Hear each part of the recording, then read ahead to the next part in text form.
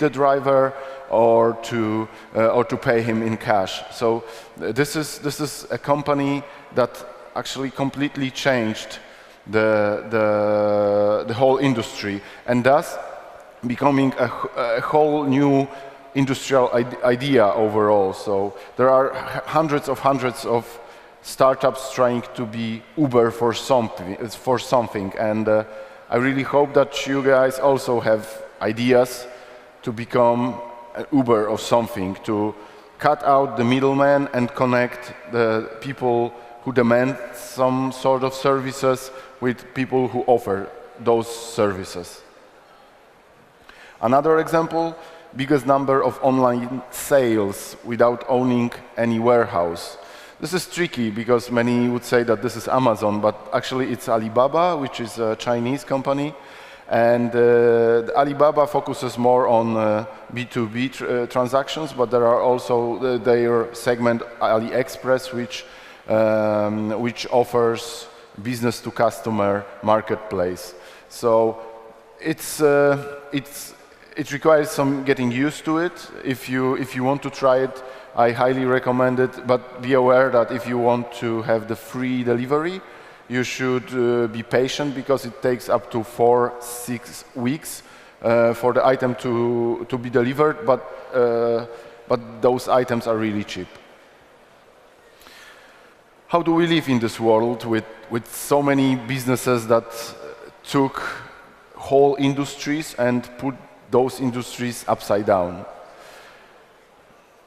This is a photo from a concert where everyone wishes to have this shaky, blurry, dark video on their phones just in order to be able to share that video with their friends and family. This is how our friends' meetings look like mostly, sadly. But even if we consider those as issues, we still have to know that we know this feeling when we lose our phone or misplace it and we don't know where it is. There was a cool study, and the study, and the question was asked, how do you feel when you misplace your phone? 73% felt panicked, and 14% felt desperate. Only 6% out of the audience felt relieved. And right now, in the entire world, there are resorts offering you offline vacations, where you give your phone at the beginning of the session. It may take 2 days or a whole week, and you just have this withdrawal, and you have to deal with the so-called FOMO, so fear of missing out. And it's gaining popularity, and it tries to revert some of the changes that the smartphone revolution, the mobile revolution, already did. Where do we use our smartphones? And I guess you know that you use it anywhere. And I'm guessing that many of you are looking at your smartphones as the last item you see before you fall asleep, and the first one you check just after you wake up. But some people go further, and 33% use it at a dinner date. I don't think that the dinner date is the best place to use your smartphone. 35% use it in a movie theater, which brings me at least crazy, and I think this should be banned. All over half of the entire population of drivers use the smartphone while driving, and this is just outrageous. I imagine that there should be also a separate lane on the streets for drivers using the mobile. And it would be probably only stuck a huge parking. And 12% in the shower. I don't even. So, another study and another question. What are the most important products in your life? And it was really a tricky question, because it wasn't specifically asking about electronic devices. So first place, and no surprise, it's a new ticker. No, it's a smartphone. It's a smartphone, obviously the most beloved device that we cannot live without. And the second place is really funny. It's food. It's just so ridiculous, in my opinion, to list your smartphone before you list the food. But maybe this is logical, because maybe the questionnaires they ask the question, and the first thing you see in the morning is your phone, and then is your breakfast. So maybe that's it. Another places are the computer, laptop, obviously, clothes and shoes. Well, sort of. Video game consoles, that's cool. I play video games all the time. And then there is tablet, MP3 player, television. And the 10th place is funny again. It's water. So basically the food and water place 2 and 10. Those are the ones that we actually cannot live without. But we still listed smartphone as the first, on the first place. What does it mean? What does it all mean for you, young people, and for the bit older people like myself? Actually, I never considered calling myself an older person, but still. It means a lot. It changes the whole world. And think about this. We teach today's kids using the methods of yesterday. We teach them today how to do their jobs that doesn't even exist today. They will start to exist tomorrow. You showed really great interest in the previous presentations, asking about developing and building startups. So you should also consider your career at this stage. Where do you want to work?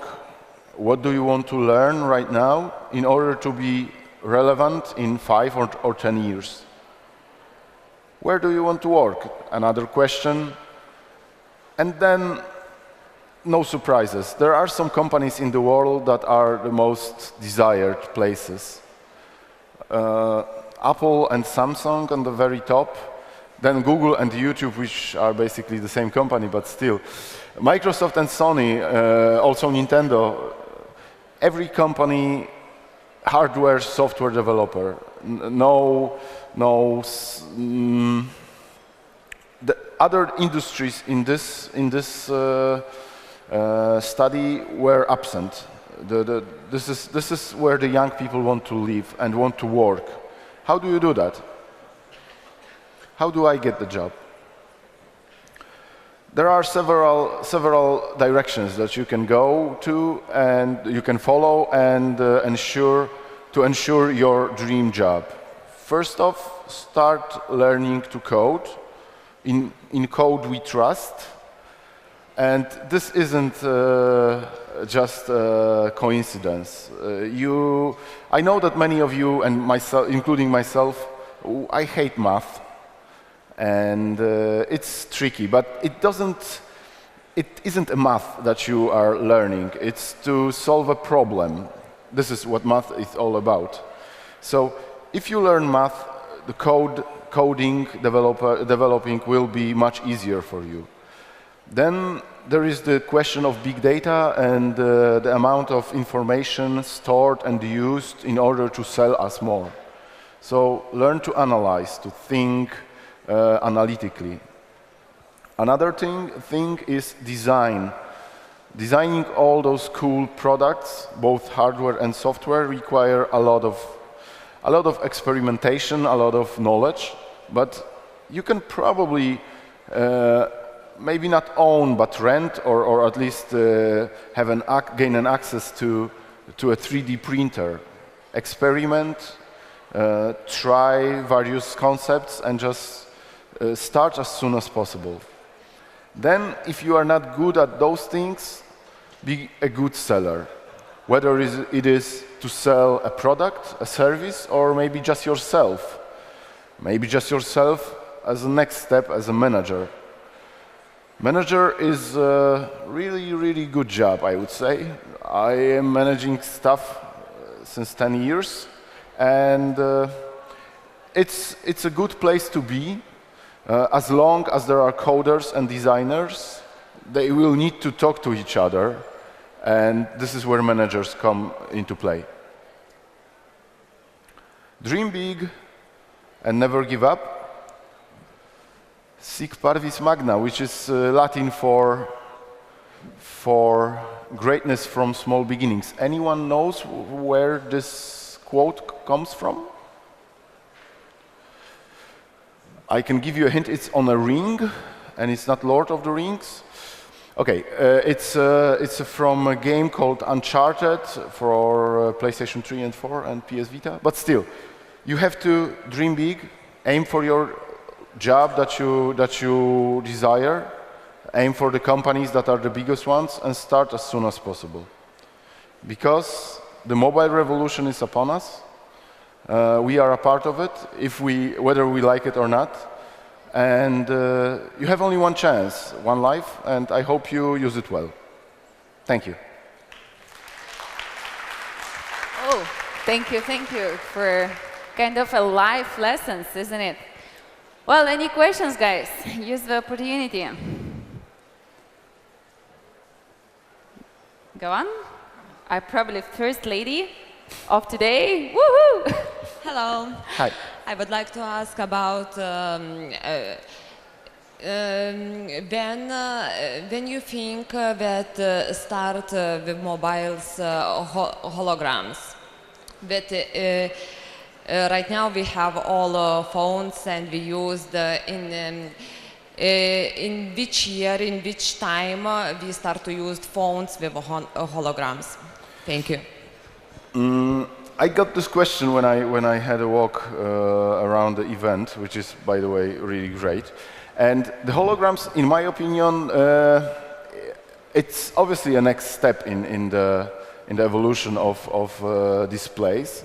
But at this point, it's really expensive. We didn't get a way to do this properly, and it's a bit like with motion controlling stuff. I am a bit skeptical.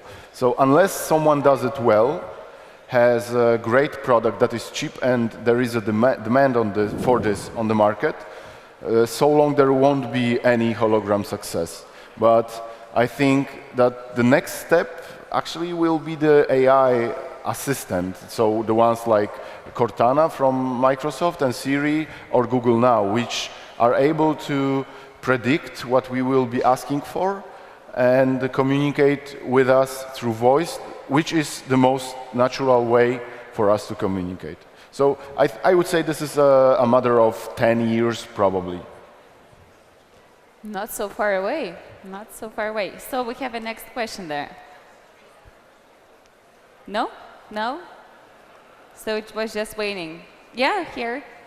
Can we bring a mic just over there?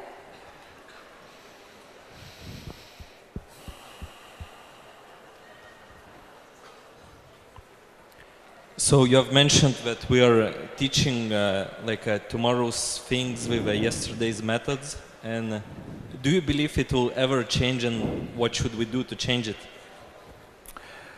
I have a almost 7 years old son, and he went to his first class in Poland, and obviously the whole educational program started with learning to read and write. But for example, on their IT classes, they started to teach him how to operate a computer, like a big rig on a desk with the CRT monitor and the keyboard and mouse. And I was thinking, is this still relevant? Because in my opinion, not at all. It's more important to teach those kids as soon as possible how to use the technology that we have today and will be having in a couple of years, instead of teaching them how we used to do our work 10 years ago. And I remember having those same lessons 20 years ago, 23, and I was also using the same computer with this, maybe not the same computer, but the concept was exactly the same. And the world changed. And unless we take advantage of the new devices that we have and a new tablet costs around $100, and it's much more popular than an old school desktop. So I think this is the first step, taking the advantage of the devices that we have right now on the market, predict the future, and drop the old school methods. Teach the kids what it is like to be safe online, what is good to do online and what you shouldn't be doing, stuff like this. In my opinion, much more important than what we are doing right now. Right, right. Thank you so much for your insights. Thank Looks you. like a father knows the way to go. Any more questions, guys? I was thinking, I really liked your slide about the panic and relief, and I was thinking about getting an experiment. Can somebody in the audience take their phone and give it to me now? Oh, I just remembered. Give. Go, go. Come. Anybody who wants to give me the phone. More people can do it. 5 people. Okay. Thank you. Any else? Thank you. There was this experiment in Poland. One guy took €100 and offered Thank you. €100 to bypassers. Wow. But The budget is coming. the phones probably are locked. This is the tricky part. Right. Right. Why? I kind of have €1,000 probably in my hands. Try to unlock some of them. I will. And now I will say to these people, I will keep it for 24 hours. Good? Well, it was a joke, you know it. But can you come back here? Oops! Can you come back? Take your phone back. Come. Was the glass broken already? No, it's okay. It's okay. Come. Which is this one? Can we have a mic here? Yeah, come, stand there. Just come here. And I want you guys to share with the audience, how does it feel when I said 24 hours, the phone will be in my hands. Whose is this phone? Nobody? I have a new phone, Can you share, how does it feel? I feel great because I don't like telephones. Oh, very good. Whose is this one? Mine? It's mine, new? I have a new phone, woo! This one? That one. So, how does it feel when I said 24 hours without a phone? I knew it that you are joking. My bad joke. Whose is this apple? So, any thoughts? How did you feel when I thought 20 hours? You felt relieved. You see, your statistic is wrong. Maybe not wrong, but this is also not the best group. Kažkieno iš jūsų? I have a new phone, or somebody forgot it? How did you feel 20 hours? It was a joke, so... It was a joke, live. So I give you back. Which one? It's yours. Want to share your thoughts? I feel good because it was joke. Oh, no. So everyone got my joke. Thank you. And yours one? Good. Thank you very much, guys, for experiment. Thank you. You can clap these brave people who were relieved without a phone. It's really great. Again, there was this experiment, and we offered people money to be able to browse through their phones. Wow. And no one said yes, because of the private parts of the phones that we use to. So it's really tricky if you think about this. I remember once forgetting my phone, and I didn't regret it, but I felt like really observant. I was able to see so many things around me that it's astonishing. When I travel across the city here, I really put the phone aside just to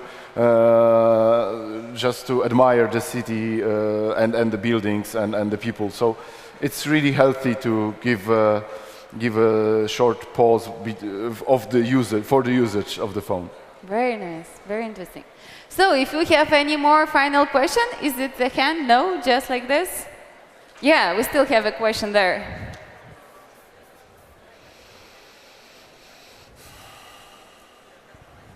Hi. Hey. I would like to ask, do you think that devices like HoloLens could someday change smartphones? I think that HoloLens is more aimed at changing the living room. And I also think that we are already past some living room changing devices.